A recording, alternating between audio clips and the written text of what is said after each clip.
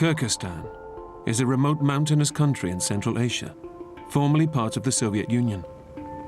It's here that 3 hunters have come on a trip of a lifetime in search of the rare Marco Polo sheep. The Marco Polo sheep is probably the most majestic ram that you would see anywhere in the world. Spook Span is here with his father, Denny. All right, let's go. The trip is the pinnacle of their lifetime's passion for hunting. We're very much country people. Grew up hunting, fishing, running up and down the creeks and the rivers. Hunting often takes them away from their home in Tennessee, but this is their most adventurous journey to date. I really didn't know anything about Kyrgyzstan, just that it was mountainous. I did know that. Hey, let's have a little wait for the camera, guys. Joining the father and son is Spook's Canadian hunting buddy, Clay Lancaster. The biggest appeal with the hunting part is the adventure. I mean, a lot of people think it's all about just shooting something, but it's not about that. It's about getting away from cities, telephones, people, getting into the high mountains. The 3 friends arrive in Kyrgyzstan and set off in minivans for their remote base camp.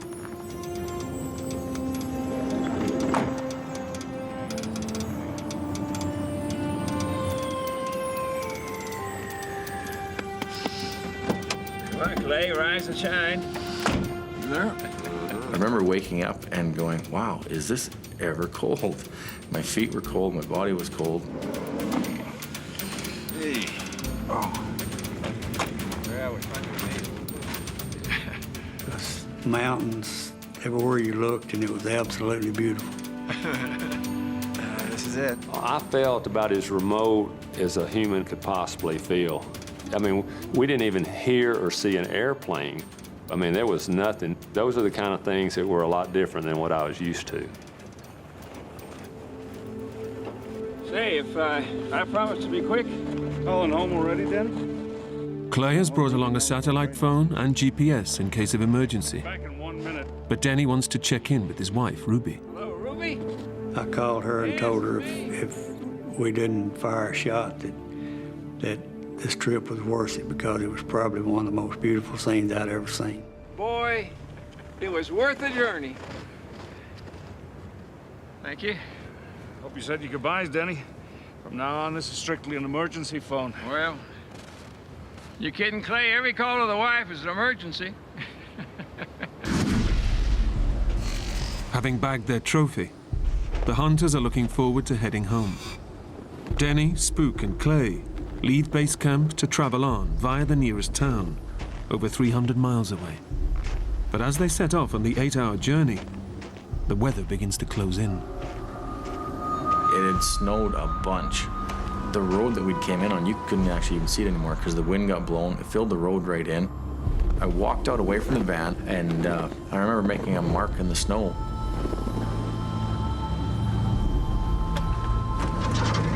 What'd you do that for? I said, that's about as far as I think our Volkswagen van's gonna get. I hope not. I don't think we realized how deep and how bad it had got until we started.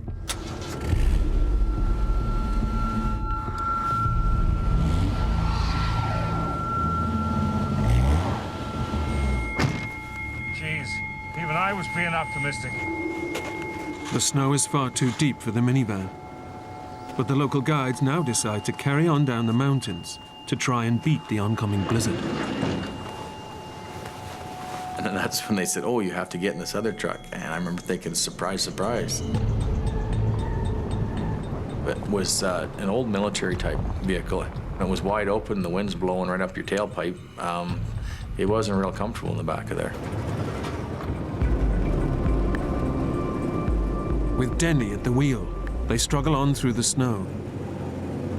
And he did an awesome job. We actually made it further while he was driving than we did with anybody else.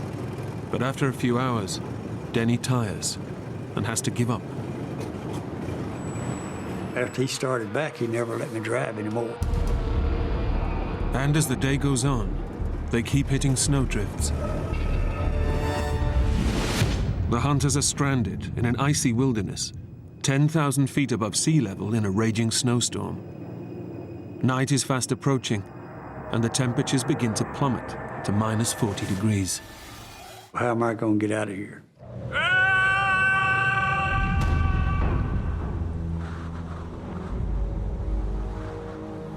We decided just to stop and spend the night and wait and hopefully figure out a way to get out. That's when you're beginning to get a little bit apprehensive about, how am I going to get out of here? As night falls, the temperatures plummet. Exposure to this extreme of cold can kill human beings within minutes. With just their snowsuits and a thin canvas, they have to huddle up to keep as warm as they can. I mean, it got down to, somewhere around 30 to 40 below zero that night. The back of the truck was very crowded and it was very cold. It wasn't a fun, comfortable night by no means. I was apprehensive, scared about the cold, being out of food. It was hard. Maybe some sleeping bags down there. Dad is very, compassionate, always thinking of other people. Somebody else. And he was worried about, were they going to be warm enough? We gave them whatever they needed, socks, boots, jackets, whatever we had that we didn't have on our body ourselves, we let them use. It's okay. As night wears on, the locals sense just how dangerous the situation is. They're getting a little worried. They live there all the time. They realize that people don't go out of their way to come save them, and there's no such thing as a search and rescue or anything like that.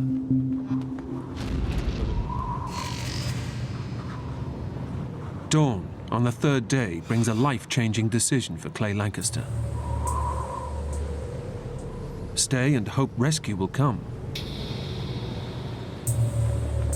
or risk hiking out to find help.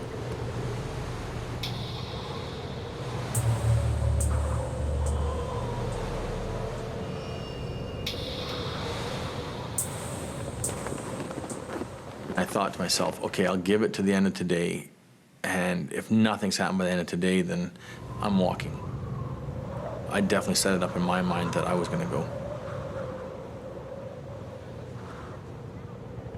As the weather clears, Clay's decision to stay proves to be the right one.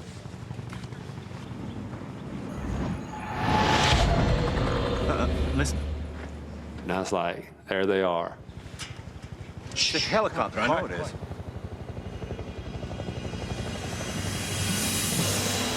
Come on! It was a great feeling to see that helicopter come in. They've only eaten scraps of food in the last 2 days, and they're ravenously hungry. The food tasted really good. Dinner's gone. That's right. And, of course, they had their vodka. They always have vodka, that's like water to them. But no sooner has the helicopter landed than the hunters are astonished to see another unexpected sight heading towards them in the distance. And then all of a sudden, here comes 3 snowmobiles. We didn't have a clue who they were, where they were coming from. It was like something you would see in a movie and you'd say, oh, that wouldn't really happen. These guys pull up, and the guys were from America. They spoke English.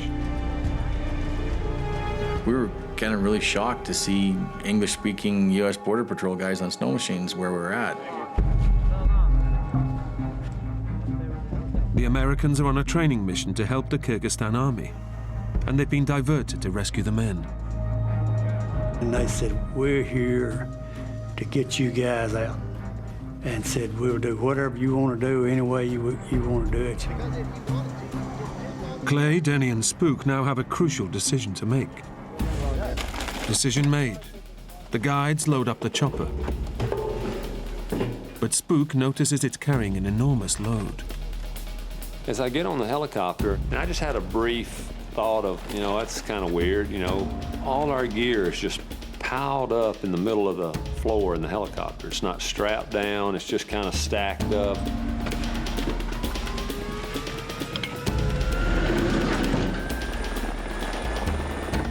As it struggles to take off, he begins to doubt they've made the right decision. And I look back at Clay and I said, do you think we're overloaded?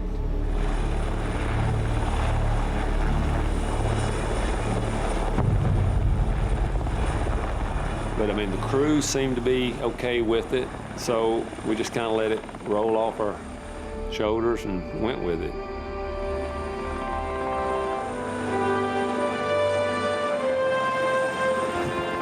The pilot gets airborne, and finally the ordeal is over. But as the helicopter makes its way over the mountains, it becomes clear something is wrong. I could feel the helicopter sort of tip ahead a little bit. I thought, well, maybe it's out of balance or something. Move back. Each moved back 1 seat. Get back. Move back.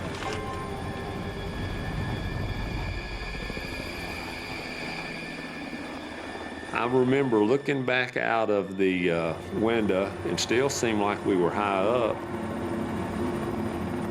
And that's the last thing I remember.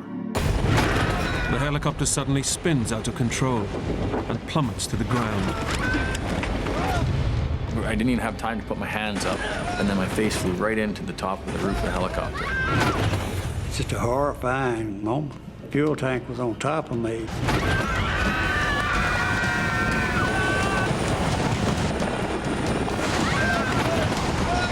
I remember all of a sudden going, that looks kind of close. And then boom, we hit.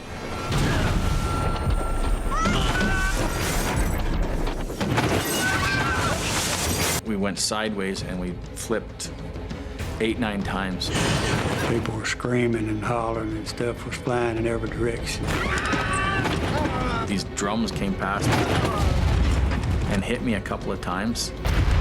Then all of a sudden we came to a sliding sort of stop.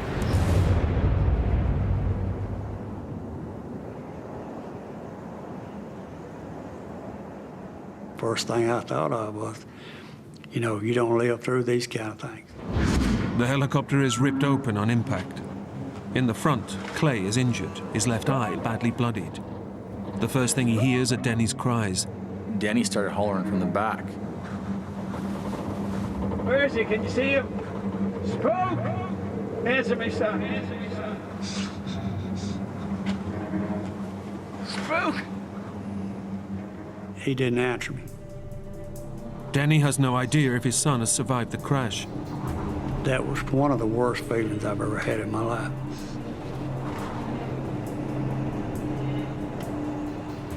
And I don't know whether it was 1 minute or 5 minutes or whatever it was. It seemed like an eternity. As I turned to my right, I seen Spook laying down beside me.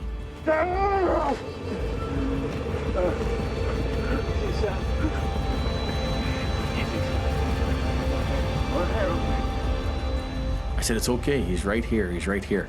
I said, I got him. Spook! Spook is alive but badly injured.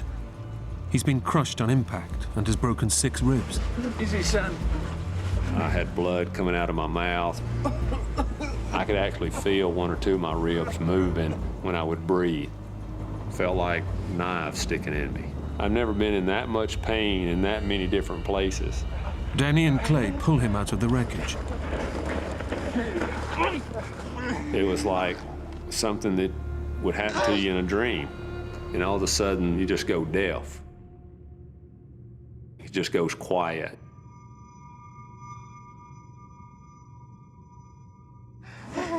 And it's only now Clay realizes that he too is badly injured. And I realized at that point there that I couldn't see anything out of my one eye. That eye. It was bloody and looked like his eyeball was just torn out almost. You know, I thought it was gone. And I looked at Denny and I said, How bad is it? It's bad. Clay has lost the sight in one eye. But despite his injury, he and Denny head back into the wreckage to help the others still trapped inside. There was some people's faces were just torn. It was really, really bad. People were hurt bad. And I pushed send. It produces the slimmest of lifelines. Hello? It went through to my brother, Hey, it's me again. and I said helicopter crashed, and I got half the GPS coordinates of where we're at to him. Bro, And then the phone went dead. you still there? Bro! Bro! Did my brother catch it all? Did he write it down? I don't know.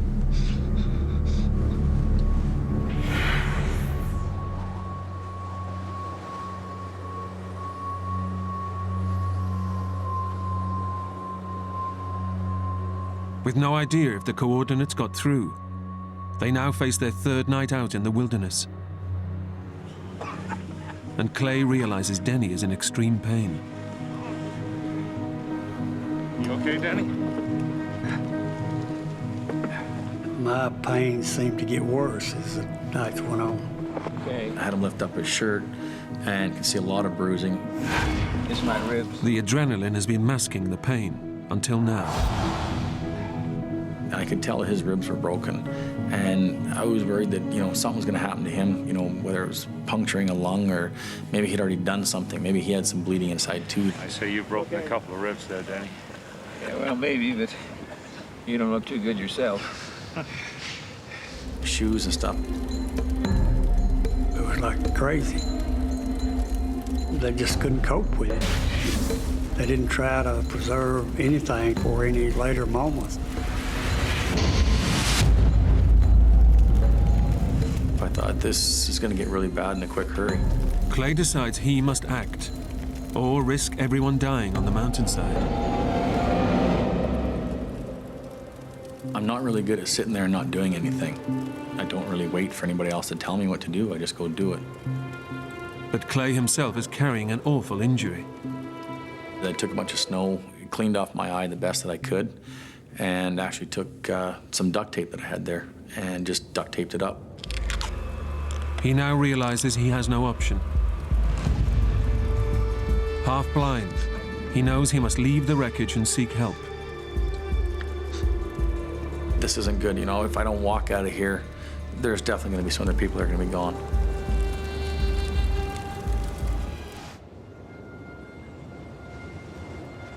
Back at the wreckage, Denny and Spook can only wait and hope Clay will make it through. Seeing death around you, seeing other people who you think may die within the next few hours, and being faced with the possibility that you may be one of those people.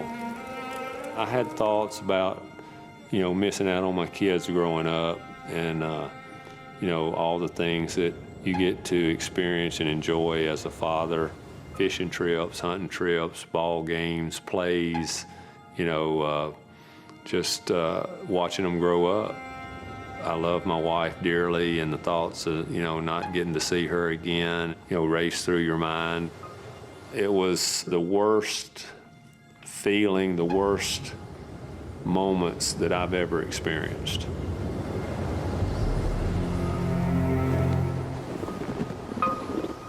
Clay and the guide have been battling through the snow for 10 hours. My legs didn't have the energy. Every time I'd step, I was like, take a deep breath, and it's just like picking up a chunk of lead.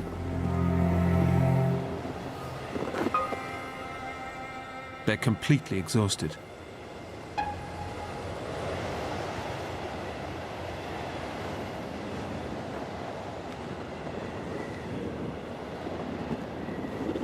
It was getting closer to dark, and I hit the top of the hill. Then, out of nowhere, he sees the sign of life he's been hoping for. I looked in front of me, and I could see a military outpost, and I could hear snow machines. It's a chance of rescue. But the riders of the snowmobiles can't see Clay and the guide. He has to find a way to get their attention.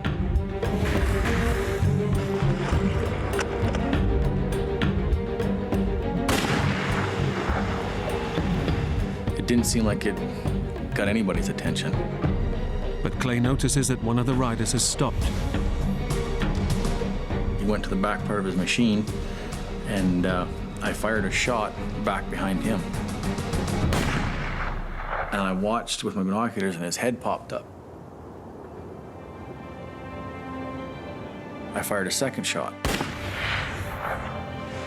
And they all kind of turned and looked back towards him. And I could see they seen me, and they all jumped on the machine and come roaring to where I was at.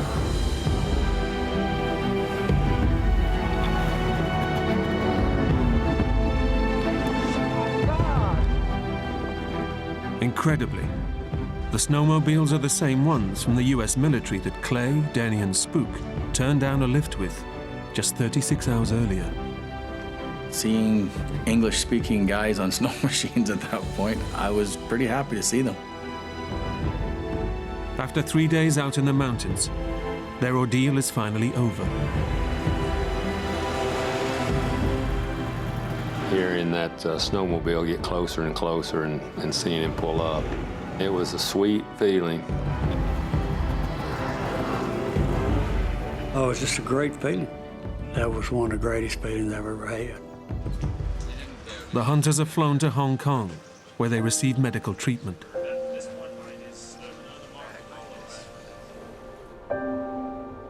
Clay's eye is treated, and his sight is saved.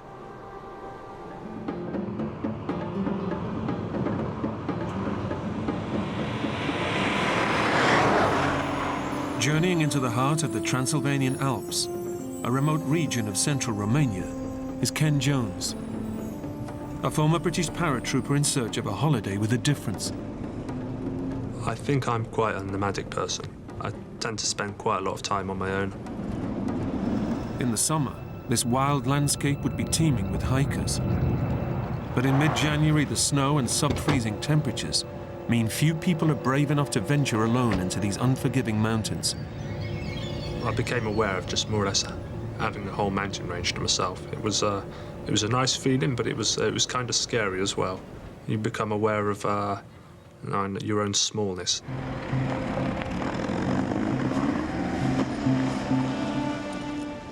Normally, it's a 2-day climb to the top of the mountain.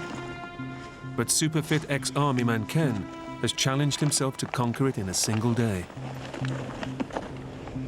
Me and my brothers were always really competitive. We'd always race each other to the bus stop each morning. And on the way to school, everything was a race.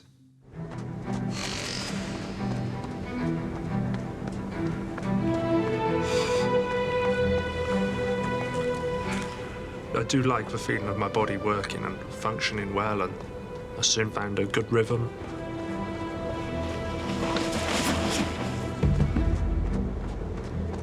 I'm a fanatical lover of freedom. And sometimes you just got to put yourself out on your own, just to enjoy a different kind of peace.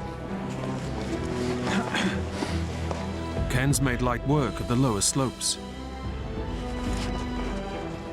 But hazardous terrain ahead threatens his ambitious bid for the summit.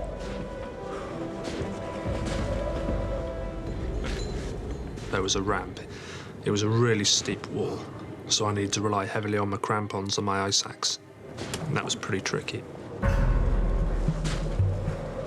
one point, I got halfway up, and I just slipped.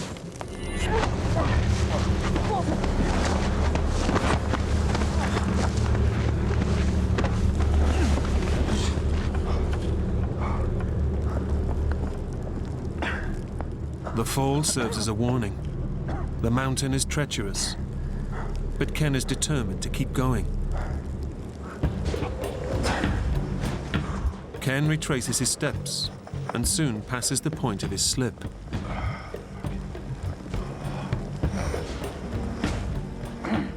With effort comes reward. His choice of extreme location is starting to pay off.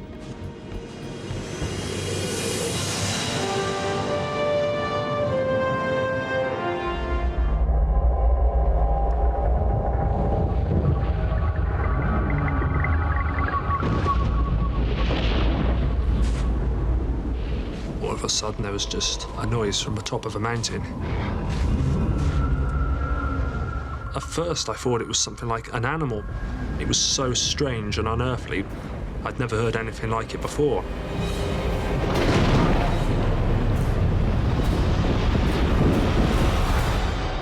And then I realised that this is an avalanche. I was transfixed. I'd never seen an avalanche before. In a way, it was perverse. I just wanted to look at it. I should have turned and run, but it's just something so big and magnificent. But Ken has no time to lose. Each passing second brings him closer to death. I turned my back on it and run as fast into the forest as I could possibly make it.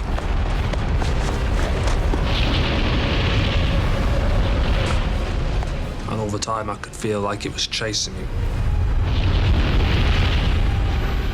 My heart was beating, it was just going crazy. It was going to hit me, bury me. I thought I was going to die.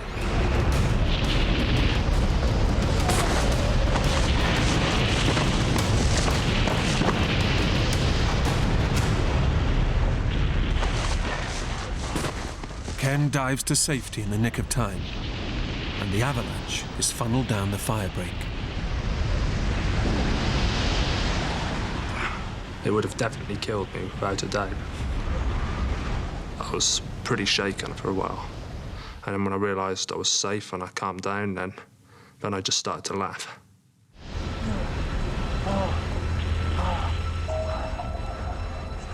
He's had a narrow escape, but he's still in danger. The snow on these upper slopes is unstable. After the avalanche, I began to feel really vulnerable on the slope. I need to find somewhere safe to sleep. So I wanted to drop down, get deeper into the forest, sleep for the night, and still possibly be able to make an ascent the next day. It's now a race to descend to safer ground before nightfall. But through the trees, the going quickly gets tough. But the terrain became more treacherous. Branches were poking in my eye. It was becoming a bit of a nightmare. The rough terrain and the slope of the mountain forces him back onto open ground. The mountain is about to show him how lethal it can be.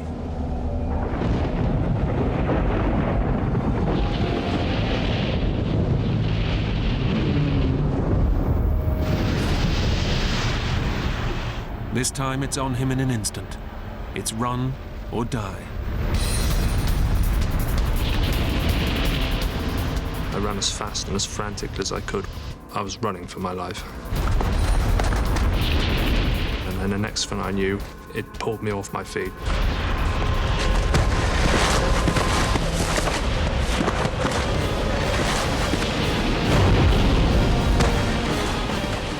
I was utterly terrified. It swallows you and engulfs you. You can feel all your bones and organs inside, everything's rattling.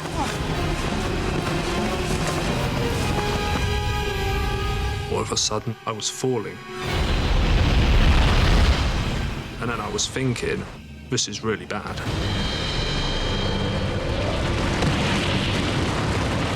I landed on my ass and I heard a massive crack. And that was my pelvis shattering and the head of my femur snapping off.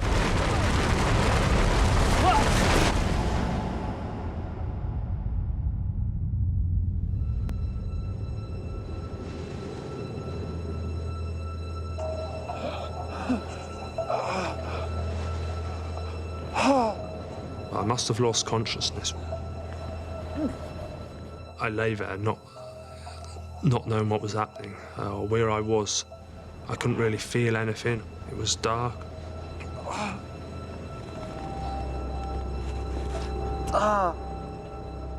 The fall has inflicted a bloody gash to his head. But Ken is about to discover that his body has suffered a far more deadly blow. The pain finally hit me. It was absolute agony. It was like a red-hot poke was just being pushed into the side of my leg.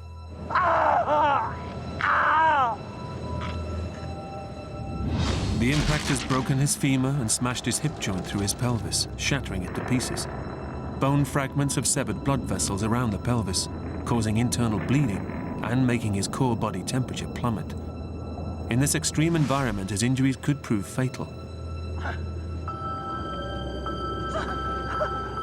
Ken knows it's bad, but is unaware of the full extent of the damage.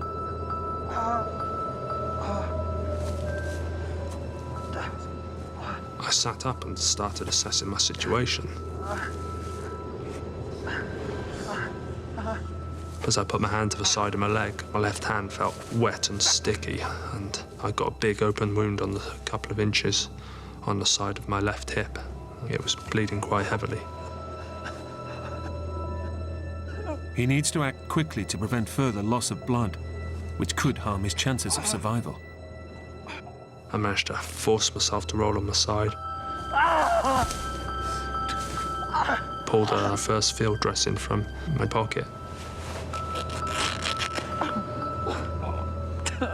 And that seemed to stem a flow of blood. And after I dressed it, I pulled my trousers back up and I decided not to look at it again. My natural instinct was to get up and walk. My leg was in pain, but I wasn't sure if it was broken.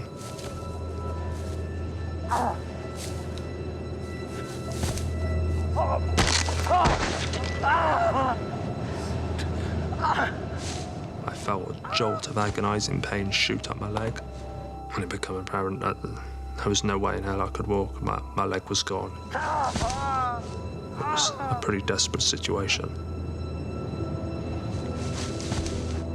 He's in urgent need of medical attention, but he's 8 miles from the nearest village and has no mobile or satellite phone. With military discipline, he's packed for the harsh conditions, but the avalanche has torn off his backpack and buried it further up the mountain. I was deprived of all my provisions, my sleeping bag, my stove, my meals, everything I needed to survive.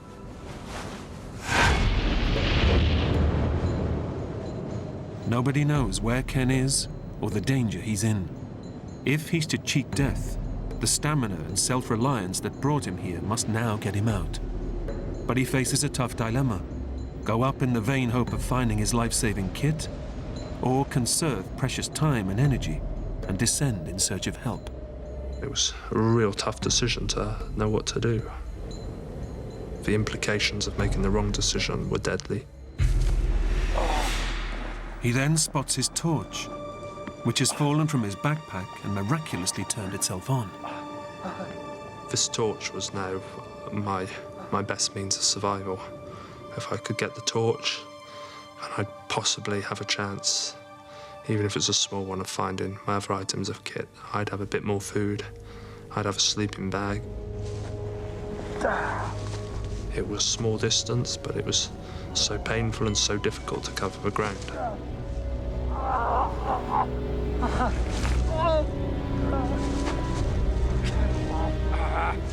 Ken finds his hat and a waterproof sack before eventually salvaging his torch. But hopes of recovering his backpack and sleeping bag are futile. His route is blocked by a vertical ledge. Under normal conditions, I could have negotiated it effortlessly. But like this, it was impossible.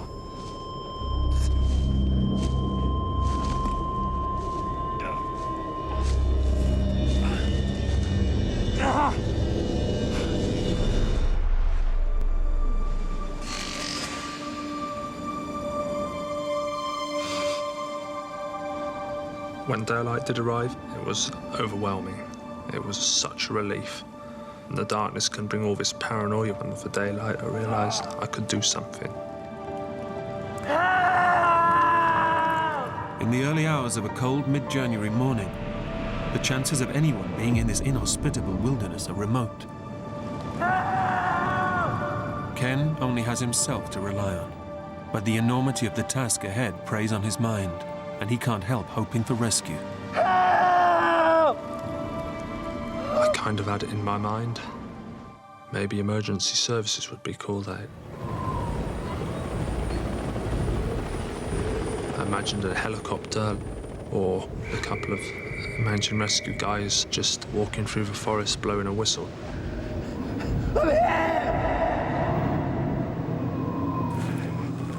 I imagined all these little scenarios, but the more I thought about them, I just dismissed them. I was pinning so much hopes on so many slight what-ifs.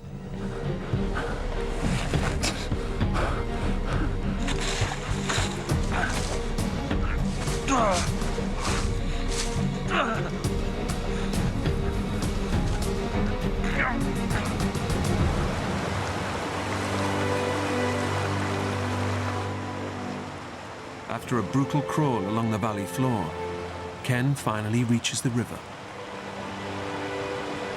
The banks were higher than the water level, so it was kind of hard for me to reach down and get access to the water. So I had the idea of tying the ends of my shoelaces around the neck of a bottle.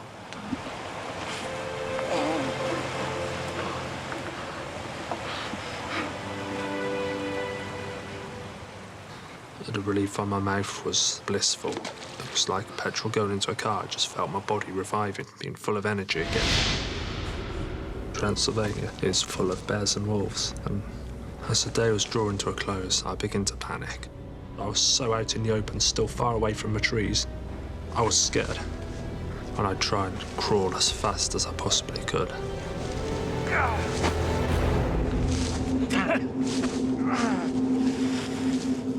He makes it to cover, but the scent of his blood-soaked body and his weakened state makes him easy prey. I was really hungry, cold, dehydrated. I think it affected me. I wasn't sure if I was hallucinating or hearing things. I really believed I was hearing packs of wolves surrounding me.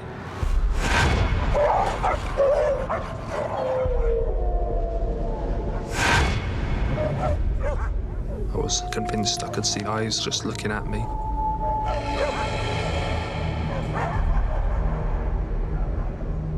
I'd just sit there panting, like breathing heavily, really scared, just waiting for them to attack me. I just thought this is going to be horrible. Just being eaten's horrible, but to be eaten alive is just something else.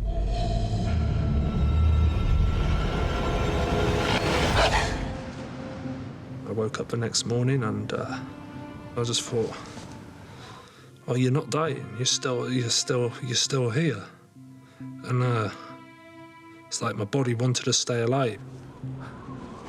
I'd come to a standstill the night before and heavy snowfall had landed on me and totally cocooned my body, and I think it must have kept me alive and kept me warm.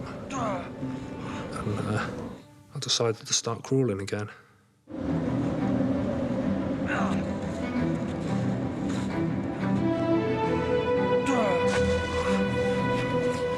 His shattered hip means every move is pure torture. Only his incredible fitness and superhuman reserves of willpower drive him on. In spite of the pain, he's confident the worst is over. It'd be stupid to even conceive of it getting more difficult. I've just got to get to the track. It's not going to be far away. One big final effort today, and you know, I'll be safe.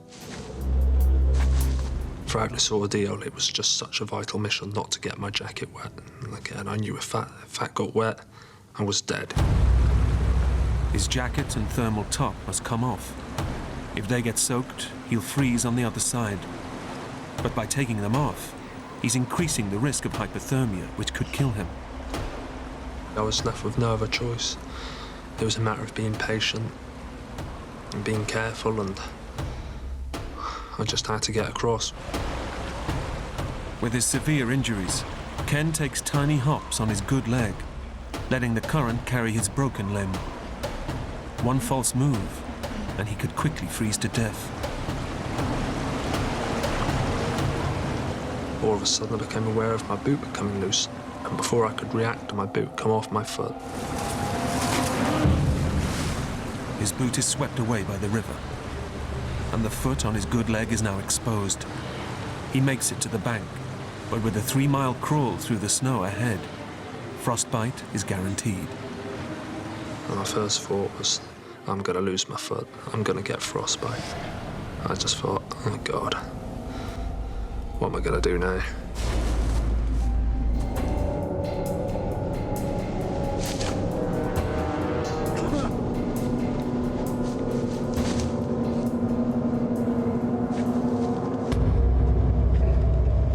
And eventually I turned a corner and I saw a light spill through the trees. And it brought a smile to my face.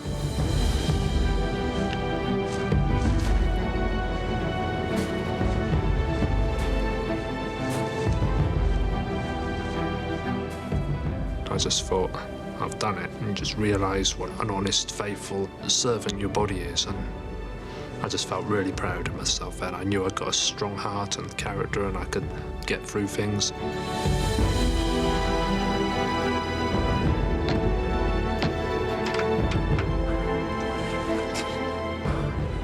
I'd fought for my life, and there was no sadness or bitterness towards the mountain or anything that happened. I'd made it back. And it was just so comforting to be with someone and realise that it all come to an end. I was safe. Pioneering surgery repaired his hip and leg, but Ken lost 4 toes to frostbite. 2.5 years after the accident, he was finally able to walk again. So few people get the opportunity to learn about themselves so intimately, and I feel privileged to have had to face such struggles to get where I am now, and I'd say that's a good thing. Ken is now fighting fit and is hoping to one day compete in the challenging Tour de France.